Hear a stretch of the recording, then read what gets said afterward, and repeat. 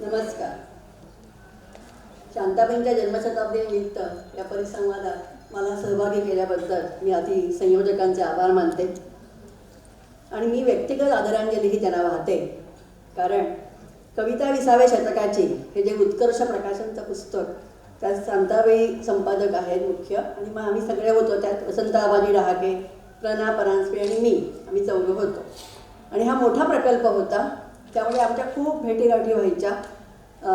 एक म्हणजे 2001ला प्रकाशित झाला तो. त्याच्या आधी एक 4-5 वर्ष आम्ही रविवारी भेटायचो. आणि तेव्हा शांताबाईंना घरून आणायचं आणि परत सोडायचं हे काम माझ्याकडे होतं. आणि त्यामुळे शांताबाईंशी मला भरपूर गप्पा मारता आल्या. मी त्यांना म्हणायचे की मला हा बोनस आहे तुमच्याशी गप्पा मारता येणं. आणि त्या शांताबाईंच्या गप्पांमध्ये मला कळायचं की ससे मीरा या शब्दाची मागची गोष्ट त्यांनी मला सांगितली एकदा. नंतर त्या अशा चालता चालता एकदम थांबत आणि पाना आड लपलेलं एखादं फूल मला दाखवत, किती सुंदर आहे बघितलंस का. असं वाटायचं हे फारच म्हणजे अतिशय तरल आणि कविता जगणारं असं हे रूप आहे. हे त्यांचं मला जे व्यक्तिमत्व जाणवलं, अनुभवाला आलं ते फार सुंदर. त्यांची स्मरणशक्ती तर अद्भुत. म्हणजे त्या कविता 20व्या शतकाचीमध्ये आम्ही अनेक कवींची यादी केलेली होती. कविता महाजन तेव्हा काही माहीत नव्हती भाषे कोणाला, पण तिची ओंजळी कविता त्यांनी सगळी पाठ करून दाखवली आम्हाला. ते आम्ही चकित झालो. म्हणजे इतकी समकालीन सुद्धा म्हणता येणार नाही ती, तेव्हा नाव नव्हतं तिला, पण तिची कविता त्यांनी पाठ म्हणून दाखवली होती. हे अद्भुतच वाटलं. म्हणजे की आता दुसऱ्या आपल्या म्हणजे आपण साहित्यिक असताना दुसऱ्याचं साहित्य पाठ असणं हे फारच कठीण आहे. आणि इथं नव्वदीत अशा कवयित्रीची कविता आणि ती म्हणून दाखवण्या इतका उदारपणा, हे वातावरण सुद्धा साहित्य विषयीचं फारच आदरणीय आणि असं प्रसन्न करणारं होतं. मी त्यांना म्हणायचे की शांताबाई तुमच्याशी गप्पा मारल्यानं की बहुश्रुत झाल्यासारखं वाटतं. कारण काही दुसरं काही करावंच लागत नाही, खूप काही आपल्याला ऐकायला मिळालेलं असायचं. चतुरस्त्र शांताबाई हे जे विशेषण आहे ना ते बरोबर आहे. त्यांच्याकडे या सगळ्या 4 शक्ती होत्या: प्रतिभाशक्ती, स्मरणशक्ती, निरीक्षण शक्ती आणि बुद्धिमत्ता. 4ही शक्ती. आणि ते पुन्हा एकाच म्हणजे पातळीवरचं व्यक्तिमत्व चौरस असं आहे असंही नव्हतं. त्याला चिंतनाची खोली होती आणि तितकीच त्याला आपण श्रुतयोजन म्हणतो. म्हणजे खूप ऐकलंय अतिशय, ते आत्मसात केलंय आणि ते सतत ओठांवर आहेच. म्हणजे आपल्या बरोबरच आहे, रक्तात वाहत आहे. ही जी काही श्रुतयोजनाची त्यांची जी ताकद होती ना ती फार महत्त्वाची आहे. म्हणजे मराठीत मला एक पु ल देशपांडे, ग दी माडगूळकर, शांता शेळके आणि वसंत बापट हे 4 यातले दिग्गज वाटतात की ज्यांच्या साहित्यात अतिशय उत्तम श्रुतयोजन आढळतं. कारण तेवढा त्यांचा वाचनाचा म्हणजे इंग्रजी, मराठी, संस्कृत आणि इतरही भाषांचा वाचनाचा आवाका जबरदस्त होता आणि ते सगळं आत्मसात केलेलं होतं. त्यांनी खूप वर्ष लेखन केलं, 100हून अधिक पुस्तकं लिहिली. त्यामध्ये दर्जा राखून विविधता साधली. म्हणजे घटाघटाचे रूप आगळे, फक्त महाकाव्य म्हणजे खंडकाव्यच लिहिलं नाही असं म्हणता येईल, पण मेघदूताचा अनुवाद केलाच, म्हणजे तोही फॉर्म हाताळलाच एक प्रकारे. आणि असं सगळं लिहित असताना आर्यावृत्तातनं पत्रलेखन केलेलं आहे. म्हणजे किती वेगवेगळ्या प्रकारच्या ह्याच्यावर त्यांचं प्रभुत्व होतं वाङ्मय प्रकाराच्या इतर सगळ्या ह्याच्यावर सुद्धा. त्यांनी त्यांच्या लेखनामध्ये, ललित लेखनामध्ये पावसाआधीचा पाऊस फार सुंदर पुस्तक आहे. त्यात त्यांनी त्या 6वं सुख असं एक छान लेख लिहिलेला आहे. आणि त्यात त्यांनी लिहिलेलं आहे की 6वं सुख हे म्हणजे सुखाच्या पलीकडचं आहे, पंचेंद्रियांच्या सुखाच्या. मला ना खरं सांगायचं, मी शांताबाई कधी मला बोलवायच्या नंतर गप्पा मारायला ये, त्या काय करत असायच्या काही वेळेला पुस्तकांना कव्हर घालत असायच्या आणि इतक्या रमलेल्या असायच्या की मला वाटतं यांना हे 6वं सुख मिळालेलं आहे. म्हणजे इतकं त्यांचं साध्या साध्या गोष्टीत क्षणात सध्यात रंगून जाणं, जगण्याचा प्रत्येक गण आणि क्षण रंगून अनुभवणं, ही जी काही ताकद होती ना ती त्यांच्यामध्ये फारच विलक्षण होती. मग त्यांच्या लेखनात ग्रेटा गार्बो येते, सोफिया लॉरेन येते, अगाथा ख्रिस्ती येते, नंतर ती इंग्रिड बर्गमनचा inn of the 6th happiness या चित्रपटाची कथा येते. हा आवाका थक्क करणारा आहे. म्हणजे कालिदास आला तर ठीक आहे, तो आपल्याला ऐकून तरी माहिती असतो, पण ह्या पलीकडचं विश्व हे सगळं त्यांनी आत्मसात केलेलं होतं. आणि म्हणजे मला आठवतं त्यांच्या 80व्या वाढदिवसाला मी त्यांच्याकडे गेले होते, तर त्या अशा हळूच मिस्किलपणे हसत म्हणाल्या, मी 80 गोड हिवाळे अनुभवले, कारण ते थंडीतले आहे ना 12 ऑक्टोबर. आता इथे 80 गोड हिवाळे इथे मर्ढेकर आठवतात. श्रुतयोजन पितात सारे गोड हिवाळे, हे ज्याला कळेल त्याला कळेल, नाही तर जाईल तसंच. म्हणून त्या हसल्या की कोणाला कळण्याच्या त्याचा अर्थ. असं त्यांच्यात ओठावर नुसती अशी सगळी मराठी कविता काय असं अवतरण खेळत असायचे. आणि इतकी बुद्धिमत्ता असून आजच्या भाषेत बोलायचं तर त्या लो प्रोफाईल राहिल्या. त्यांनी कधीही आपल्या स्मरणशक्ती काही चमत्कार करून दाखवले नाहीत, कोणाला बुद्धिमत्ता अजिबात मिरवली नाही आणि छान खुसूखुसू हसायच्या. म्हणजे त्यांचं हसणं पण फार मिश्किल असायचं. मला एकदा त्यांनी सांगितलं तर हृदयनाथ मंगेशकर इतकी छान साथ देतात ना, मग मी काही काय करते, जरा असं अडाणी असल्यासारखं दाखवते. म्हणजे अहो नाही हो कळलं, जरा पुन्हा सांगा की ते पुन्हा सांगतात. म्हटलं हे फार छान. म्हणजे इतका मिश्किलपणा त्यांनी छान जपलेला होता आणि तो सहज ते सांगायच्या पुन्हा. हे सगळं म्हणजे असं त्यांचं व्यक्तिमत्व, त्यांचं लेखन वाचताना मला असं वाटतं म्हणजे आज एक मी जेव्हा साहित्याचा अभ्यास करते तेव्हा की आपली मराठी समीक्षा फार कमी आहे. ती कमी पडते अनेक कारणांनी आणि त्यात एक म्हणजे आपण लोकप्रिय हे विशेषण दिल्यानंतर ना त्या साहित्यिकाचा अभ्यासच करत नाही. लोकप्रिय होत्या म्हणजे काय, त्या लोकप्रियतेची मर्म काय, त्यांची शक्ती काय, याचा गंभीरपणे अभ्यास केलेला मला दिसतच नाही आहे. मला फार खंत वाटते याची. म्हणजे मला असं वाटतं की म्हणजे स्त्रियांच्या साहित्यावर किती जणांनी PhD केलं हाही मुद्दाच आहे, पण शांताबाईंच्या साहित्यावरही किती जणांनी PhD केलं आहे. वेगवेगळ्या विद्यापीठांचा हा असा कोणीतरी सर्वे केला पाहिजे या स्त्री साहित्यावर किती PhD झालेत आणि शांताबाईंवर का नाही झाले एक सुद्धा. हा अभ्यासाचा विषय आहे. तेव्हा हे कुठेतरी आपण ती दुरुस्ती केली पाहिजे की त्यांच्या लोकप्रियतेच्या मागे काय नेमकी ताकद आहे ही आपण नीट सांगितली पाहिजे. त्यांनी कथालेखन केलं आणि ते खूप काळ केलं. त्यांची मी एक कथा मिळून साऱ्या जणीत वाचली आहे बघा, म्हणजे अगदी आधुनिक जाणीवीच्या. आणि मला ती कथा आठवते की त्या कथेमध्ये पोष्टी घराण्यातल्या स्त्रियांना असं सांगितलेलं असतं अजिबात दुकानात यायचं नाही आमच्या आपल्या. एक बंडलवर म्हणते की चला जायचं आणि सगळ्या जातात आणि तिथे त्यांना जे काही दिसतं ना तेव्हा त्यांना कळतं की आपल्याला इथे काय येऊ नको सांगितलेलं आहे. आता हे सगळं फार मार्मिक आहे. तसं त्या लिहितात अगदी काहीही आव न आणता पण सुचवतात पुष्कळ.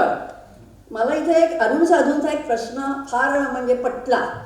अरुण साधू बरं का, त्यांनी असं म्हटलंय की शांताबाईंनी पांढरपेशा समाजापलीकडचं ग्रामीण परिसरातलं स्त्रियांचं भावविश्व आपल्या कथांमधनं आणलं.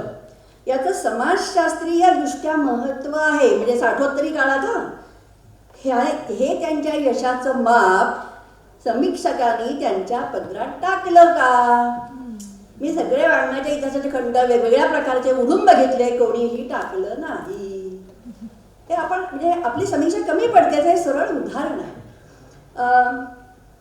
आता आणखीन असं आहे की वेगवेगळ्या पद्धतीनं त्यांचं हे मला जाणवत आहे की त्यांनी जे विपुल लेखन केलं तरी त्यांची मुख्य ओळख कवयित्रीच राहिली आणि ती साहजिकच आहे. कवितेनंतर त्यांना ललित लेखन हा प्रकार जवळचा होता आणि त्याच्याही सगळ्या सहव्यक्त्यांनी माझं काम सोपं केलेलं आहे आणि त्यांनी आपापल्या पद्धतीनं विषयाचा उलगडा केलेला असल्यामुळे मी आता फक्त निरीक्षणं नोंदवू शकते. आता त्यांच्या कवितांमध्ये अर्थात त्याच्यावर स्वतंत्र सत्र आहे म्हणून इथे कोणी नव्हतं, पण तरी मला बोलण्याशिवाय राहत नाही आहे. वर्षापासून प्रवास सुरू झाला. मानवळत, गोंधळ, जन्मजान्हवी, पूर्वसंध्या, इत्यर्थ. आणि त्यांची कविता ही असं स्त्री संवेदन व्यक्त करणारी कविता आहे. त्यांनी त्या रविकिरण मंडळाचा काळ पाहिला, नवकाव्य पाहिलं, नंतरही लिहित होत्या. आपली वाट आपण चोखाळली. त्यांना सगळं माहीत होतं, येत नव्हतं असं. त्या प्राध्यापक होत्या, त्यांनी अभ्यास केलेला होता, त्यांना त्याचे सगळे बारकावे माहीत होते, पण त्यांनी स्वतःचीच वाट स्वीकारली. मला असा प्रश्न पडतो की नवकाव्यात जो एक परात्मतेचा तुटलेपणाचा अनुभव असतो तो काही स्त्रियांना जाणवलाच नाही का. विशेषतः शांताबाई त्या मंचळसारख्या अशा खेड्यातनं म्हणजे आल्या. त्या काळचं ते खेडच होतं. मग पुण्याला आल्या, एक प्रवास आहे, स्थित्यंतर आहे सामाजिक. मग मुंबईला गेल्या, अजून स्थित्यंतर आहे. मग त्यांना ह्या तुटलेपणा त्या कशा बरं त्यांनी कशा तो अनुभव पेलला असेल. आणि मग मला त्याचं उत्तर असं मिळतं की कुठेतरी परंपरेच्या सत्वाची शाल, उबदार शाल त्यांनी पांघरलेली होती आणि म्हणून बहुतेक त्यांना ते सगळे अनुभव पेलतात. नवकाव्यातल्या ज्या काही जाणीवा आहेत त्या त्यांच्या कवितेत काय येत नाही, कारण स्त्रियांचं साहित्य हे परंपरेतली ऊब बरोबर आत्मसात करत स्वतःला त्या कोशामध्ये सुरक्षित ठेवू शकलं. आपलं भावजीवन त्यांनी गडबडू दिलं नाही असं एक काहीतरी मला जाणवतं. आता आणखीन एक दिसेल की त्यांना जो संघर्ष करावा लागला तो इत्यर्थामध्ये काही ठिकाणी आहे, इतरही आहे. तर इत्यर्थामध्ये त्यांनी फार सुरुवातीला छान म्हटलंय, कविता या सुंदर चैतन्यमय सखीला स्नेहपूर्वक अर्पण, तिने मला सतत सहवास, आनंद आणि सांत्वन दिले. शब्द सरळ बोलगाय, सांत्वन दिला म्हणजे आतलं दुःख कवितेच्या ओंजळीत टाकलं. कुठेही ते वर्णन केलं नाही. धूळपाटीत पण त्यांनी म्हटलंय, माझी खाजगी दुःख त्यांना वाचकांना कशाला सांगायची, त्यांनी सांगितली नाही. अर्थात त्यामागे त्यागाची अभिरुचीची चौकट आहे, त्यांच्या स्वतःच्या अभिरुचीची चौकट आहे, मान्य. पण कवितेतूनही त्यांनी आठवणींच्या मागचे प्रसंग वर्णन नाही केले. ती त्यांची काव्यदृष्टीच नव्हती. एखाद्या म्हणजे आपण जेव्हा लिहितो आपल्या मनात जे जे काही घडून गेलेलं आहे ते सगळं लिहिणं ही अभिव्यक्ती आहे. पण अभिव्यक्ती ते निर्मिती हा प्रवास आहे. आणि निर्मितीमध्ये अभिव्यक्तीचे सगळं वर्णन नसतं, त्याचा बरोबर त्याचा इत्यर्थ असतो, नेमका त्याचा भावार्थ असतो. ही त्यांच्या काव्यदृष्टीची बैठक होती की ज्याच्यामागे कुठेतरी संस्कृत काव्यशास्त्राचा प्रभाव होता, कारण ते संस्कृतमध्येच त्यांनी MA केलेलं आहे हे दिसेल. त्या पर्सनल इज पॉलिटिकल या घोषणा नंतर आल्या, पण त्यांची कविता त्या वळणाने गेली नाही हे आपण समजून घेतलं पाहिजे. मात्र त्यांच्या कवितेमध्ये चिंतन आहे, एकटेपण आहे, आणि ते केवळ सोबत नाही या प्रकारचं एकटेपण नाही, हे मला मुद्दाम सांगावं असं वाटतं. म्हणजे ओळी बघा, हाती हात आहेत तरी उरात खोल एकलेपण, टवकारून बघतो काळ संथ सरकणारे क्षण. माणसाचं मूलभूत एकटेपण जे तत्वज्ञानात सांगितलेलं आहे, हे एकटेपण हा त्यांच्या सगळ्या कवितेचा एक बख्खा आशयसूत्राचा एक अतिशय अविभाज्य भाग आहे. आणि त्यातनंच फुरलेलं चिंतन हे त्यात येतं. अस्तित्ववादी कवितांमध्ये जीवनविषयक चिंतन येतं, अस्तित्वविषयक चिंतन येतं, ते वेगळ्या प्रकारे येतं. पण सौंदर्यवादी कवितेत सुद्धा ते येऊ शकतं, येतं, आणि ते त्यात आलेलं आहे. ह्याची आपण पुरेशी दखल घेतली नाही असं मला वाटतं. कितीतरी सुंदर जागा सांगता येतील की इथे आणि आत्ताच, म्हणजे स्त्री ही जास्त जगण्याला बिलगून असते, त्यामुळे पार्थिवता तर त्यात येतेच, की म्हणून सारे काही इथे आणि आत्ताच, हातात वाऱ्याची झुळूक, तळव्यात घुसलेली काच, हातात वाऱ्याची झुळूक, तळव्यात घुसलेली काच, सुख दुःख दोन्ही बरोबर घेऊन इथे आणि आत्ताच सगळं काही होईल, हा जो स्वीकार आहे अतिशय सहजपणे जगण्याचा, हा स्वीकार ही एका ठराविक काळातल्या स्त्रीच्या मनोवृत्तीचा आविष्कार आहे. म्हणजे ते एक सरासरी म्हणूया आपण, त्यांच्या सगळ्या साहित्यात ती दिसते आहे कुठेतरी. किंवा त्यांनी किती प्रवाही चिंतनाची किती उदाहरणं आहेत. त्वचेमागील एकाकी पण कधी सरते काय, प्रश्न आहे बघा. दुसरं त्यांचं एक छान आहे, झाड मोहरते, थरथरते, डवरते, झडतेही, शहाणे यालाच आयुष्य म्हणतात की काय. ते सुंदर आहे. ही प्रवाही लय येते कुठून. मला इथे नृत्यांगना रोहिणी भाडे यांचं एक ऐकलेलं विधान आठवत आहे. त्यांनी असं म्हटलं होतं की नृत्य करताना नर्तिका जी असते ती अवकाशाला लाथा मारत नाही. मला वाटतं जातीवंत जी कवयित्री जी असते ती शब्दाला मालगाडीत कोंबत नाही. त्यात ती प्रवाही लय असते ना, ती कुठून येते, काय अवतरत नाही, ती तुमच्या चिंतनातनंच फुरलेली असते. म्हणजे कुठेतरी भावना, कल्पना, विचार अशा वेगाने येत असतात, आवेगपूर्णता असते त्यात, आणि त्यातनं ती लय आलेली असते. त्यांच्या आवेगाचा एक उल्लेख बघा काय आहे, आतले समुद्री आवेग, साधे नाहीत, समुद्री आवेग मनाच्या किनाऱ्यावर येऊन आदळतात. मनाचे किनारे अनेक वचन करावं लागलंय. म्हणजे काय वेगाने त्या विचार करत असतील, त्या विचारांच्या वेगातूनच त्याला लय येते. ती लय मग मुक्तछंद असो किंवा हायकू असो, कुठेही असणार, कारण ती लय ही काही वृत्तात बांधायची गोष्ट नसते, ती जाणवते आपोआपच त्यातनं. आणि हे आपलं आतलं घडणं म्हणणं त्या कथांमध्येही सांगतात. त्यांचं तत्वज्ञान म्हणजे मला त्यांची कादंबरी आठवली, धर्म हा विषय त्याने कादंबरीत घेतला आहे, वेगळा विषय लक्षात घ्या. म्हणजे त्यांच्यामध्ये ती एक चिंतनाची एक दृष्टी होती. पण आपण त्यांना गंभीरपणे घेतलंच नाही ना, लोकप्रिय. आणि त्यामुळे आपण त्यांच्या सगळ्यामध्ये हा जो एक तत्वचिंतक आहे की जो जीवनविषयक चिंतन करणार आहे, विषय गाभ्याचं चिंतन करणारा आहे कलावंत, त्याकडे आपण दुर्लक्ष केलं. आता हे जे तत्वचिंतन त्यांना सुचतंय तिथे त्यांना जे शब्द एरवी जीवाभावाचे आहेत त्याच्या मर्यादा जाणवत आहेत. त्यांनी म्हटलंय, अर्थहीन असते हे भाषेचे हत्यार, तुमच्या माझ्या दाटून राहिलेल्या घनदाट काळोखाचा पडदा फाडून टाकण्यासाठी. म्हणजे तिथे शब्दही पुरत नाहीत, इतकं ते एकटेपण अट्टळ आहे. आता ही जी त्यांची जी सगळी जाणीव आहे ना, म्हणजे शब्दांवर प्रेम करणं वेगळं, शब्दांविषयी लिहिणं वेगळं, आणि शब्दांचं जे काही कुठेतरी निस्सत्व होणं आहे, कमी पडणं आहे, ते कुठे ते अनुभव सांगायचा प्रयत्न करणं. अर्थात शब्दातूनच सांगितलंय त्यांनी, पण ते सांगताना त्यांनी ज्या एका थेटपणे सांगितलंय त्यातनं आपल्याला त्यांच्या चिंतनाची धार कळते आणि ती फार महत्त्वाची असं मला वाटतं. शांताबाईंनी जे अस्तित्वविषयक चिंतन केलंय त्यामध्ये तुम्हाला दिसेल की त्यांनी क्षणाचा भंगूरपणा सांगितला, पोकळी सांगितली एक प्रकारे, आणि त्याच वेळेला एखादा क्षण कसा अलौकिक आनंद देतो तेही तितकंच सांगितलं. म्हणजे क्षणाचं वजन किंवा घनता म्हणूया आपण, लांबी रुंदी खोली क्षणाची, ती पण त्यांनी सांगितली. टपोरा क्षण असा असावा. बघा त्यांनी एक ओळी आहे त्या, मी आभाळ, मी चांदणी, मीच अनंत अवकाश, मी तुफान वादळ वारा, मीच हलका निश्वास. सगळी रूपं मीच आहे. आता ही स्वतःतून पलीकडे पोहोचण्याची जी वाट आहे ना, ही आम्हाला सांगावंसं वाटतं इथे की आपल्या ही भारतीय कलावंतांची खास शैली आहे. रवींद्रनाथ टागोर आहेत, बहिणाबाई चौधरी आहेत की ज्यांना निसर्गातनं सौंदर्याचा साक्षात्कार होतो, आणि ती दृष्टी तुम्हाला आपल्याकडच्या काही कवयित्रींमध्ये दिसते, संजीवनी मराठेंमध्ये दिसते, तशी ती शांता शेळकेंच्यामध्येही दिसते. हे मला मुद्दाम सांगायला पाहिजे. आता त्यांची जाईनं विचारिता रानफुला, किती सुंदर सगळ्या संवेदना इंद्रिय आणल्या आहेत.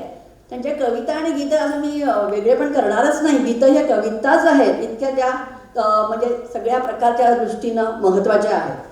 किंवा त्यांची एक कविता आहे गोंधळमधली, अश्वत्थ तत्वज्ञान. हां, काय ओळी आहेत, भुईच्या पोटातून आलेले एक आश्चर्य, हा वृक्ष, हा अत्यंत पुरातन, आणि हा अर्वाचीन उद्याहून. काय शब्द सापडलाय त्यांना, उद्याहून अर्वाचीन. तर उद्या म्हणत नाही इतक्या, का उद्या म्हटलं की काल आठवतो, उद्या हा शब्दच तुम्हाला जुनं करून टाकतो. त्यामुळे त्यांनी अर्वाचीन उद्याहून, म्हणजे तत्वज्ञानात ज्याला नित्य ही संकल्पना मांडायची आहे तिथे तिथे त्याला बरोबर अर्वाचीन उद्याहून असं म्हणून त्यांनी त्याला एक नवीनच कालविशेषण वापरलंय. हे किती सहज त्यांना सुचलंय. हे स्फुरण आहे.